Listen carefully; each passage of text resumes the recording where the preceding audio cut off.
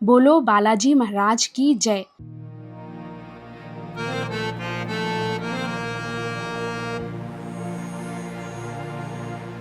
मध्य प्रदेश के ओरछा से खजुराहो जाते समय हमें छतरपुर डिस्ट्रिक्ट पर एक बोर्ड दिखाई दिया, दिव्य दरबार बागेश्वर धाम का, बालाजी महाराज का।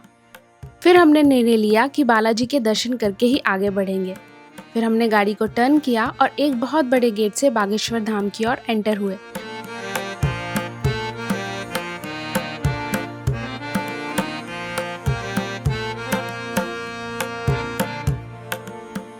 बागेश्वर धाम कैसे पहुंचे, कहाँ रुकें, क्या खाएं और दर्शन से जुड़ी सारी जानकारी हम इस वीडियो के माध्यम से आपको बताएंगे।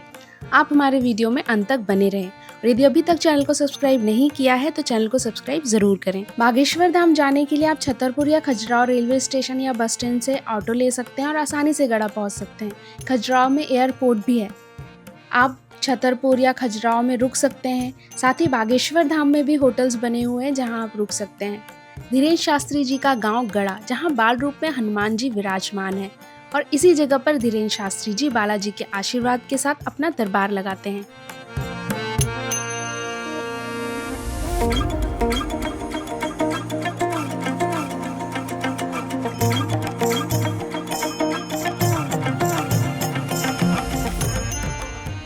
यहाँ पर पार्किंग की अच्छी व्यवस्था है। हमने गाड़ी पार्किंग पर लगाई और प्रसाद की दुकान से प्रसाद लिया। यहाँ पर प्रसाद में बालाजी को लड्डू चढ़ाने का विशेष महत्व है।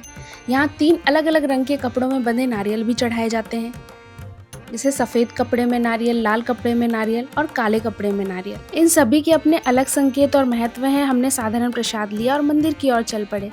रास्ते में माहौल ऐसा था मानो छिंदवाड़ा के जामसावरी मंदिर की याद दिला दे। जामसावरी मंदिर की वीडियो की लिंक भी आपको डिस्क्रिप्शन बॉक्स में मिल जाएगी। चारों तरफ भक्तों की चहल पहल, अभी निर्माण कार्य जारी है, फिर भी श्रद्धा और आस्था का माहौल हर ओर फैला हुआ है। मंदिर का रास्ता खुला था और चमचमाती धूप में हम आगे बढ़ते। यहाँ पर ऑफिस से पर्चा लिया जाता है जिस पर लोग अपनी मनोकामना लिखकर अर्जी लगाते हैं, जिसे धीरेन्द्र शास्त्री जी के द्वारा दरबार में पढ़ा जाता है, जिससे भक्तों की समस्याओं का समाधान होता है।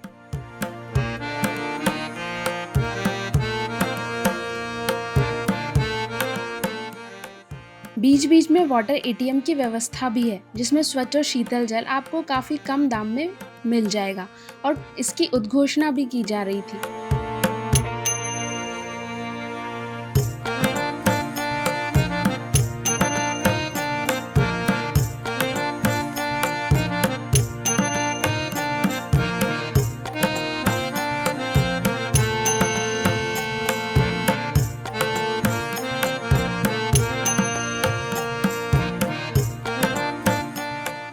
जैसे ही परिक्रमा पथ से मंदिर के पास पहुंचे, रेलिंग हमें दिखाई देने लगी।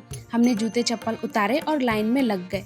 गर्मी इतनी थी कि पसीना ऐसे टपक रहा था जैसे अभी अभी चेहरा धो लिया हो। एक पल तो मन किया कि वापस लौट जाएं, लेकिन फिर सोचा जब इतनी दूर आए हैं तो दर्शन के बिना कैसे लौटें। आस्था के साथ हम तेज धूप में खड़े रहे। कुछ दूरी पर एक कूलर चल रहा था जिससे थोड़ी राहत मिली। बगल में एक मंदिर था जिसका निर्माण 1986 में हुआ था। अब हम मुख्य मंदिर के पास पहुंच गए थे। भीड़ के बीच में लोग पूरी श्रद्धा से जोर जोर से हनुमान चालीसा का पाठ कर रहे थे। हमने भी शुरू कर दिया। पसीना, थकान, गर्मी सब भूल गए, बस एक ही ध्यान, बालाजी महाराज के दर्शन। अंततः जब हमने बाल रूप हनुमान जी के दर्शन किए तो ऐसा लगा जैसे सूरज की रोशनी में सोना चमक रहा हो। मूर्ति बहुत ही सुंदर और दिव्य है। उसी पल समझ में आया, भगवान भक्तों की परीक्षा लेते हैं और फिर आशीर्वाद देते हैं। फिर एक महिला ने हमें बताया कि पीछे सन्यासी बाबा की समाधि है जो सफ़ेद है। महिला ने कहा कि सन्यासी बाबा हैं लेकिन वो आपको दिखाई नहीं देंगे। हम मंदिर के पीछे गए और वहाँ वाकई में सन्यासी बाबा की समाधि बनी हुई है और एक पेड़ के नीचे बहुत बड़ी गदा रखी हुई है। यहाँ का जो नज़ारा था वो हम अपने शब्दों में नहीं बता पाएंगे, लेकिन फिर आश्चर्य और सवालों के साथ हम वापस लौटे अपने परिक्रमा पथ पर और एक परिक्रमा पूरी की। यहाँ लोग भक्ति और श्रद्धा भाव से 5, 7 और 11 परिक्रमाएं पूरी करते हैं। तेज धूप के कारण शरीर में ऊर्जा कम बची थी।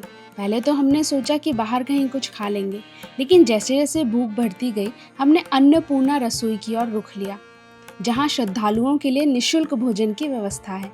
भोजन हॉल में हमें बहुत ठंडक महसूस हुई। बड़ी संख्या में लोग पंक्तिबद्ध बैठकर भोजन कर रहे थे। पुरुषों और महिलाओं के लिए अलग अलग व्यवस्था थी, जो व्यवस्था और सम्मान दोनों का प्रतीक है। खाना सात्विक और सादा था।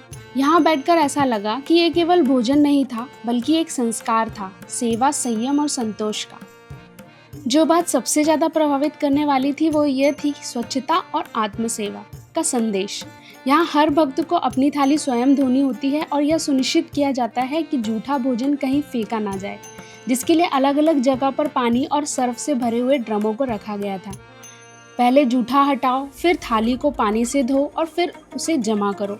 जगह जगह सेवाभावी लोग निगरानी में लगे थे, ये देखने के लिए कि कहीं कोई थाली अधूरी तो नहीं है, किसी ने थाली को अच्छे से धोया है या नहीं धोया है।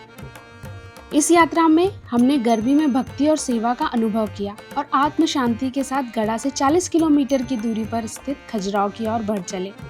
हमारे आने वाले वीडियो में हम आपको खजुराहो यात्रा के बारे में डिटेल में बताएंगे, तो हमारे चैनल में बने रहें और यदि सब्सक्राइब नहीं किया है तो उसे ज़रूर सब्सक्राइब करें।